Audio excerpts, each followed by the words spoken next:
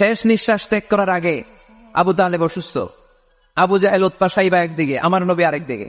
আমার প্রিয় নবী বললেন, চাচা, আজীবন আপনি ছাতার মতো আমাকে আশ্রয় দিয়েছেন, আজীবন আপনি বাবার মতো কোলে পিঠে করে মানুষ করেছেন, একবার শুধু আমার কানে কানে বলেন লা ইলাহা ইল্লাল্লাহ মুহাম্মাদুর, বাকিটা আমি আল্লাহর সাথে বুঝে নেব।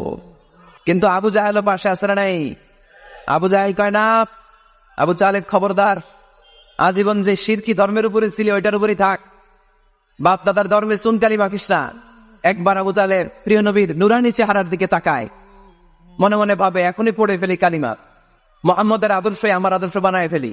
আবার যখন আবু জাহেল উতবা সাইবার দিকে তাকায়, মনে মনে ভাবে না, আগের ধর্ম ছাড়তে চাই না।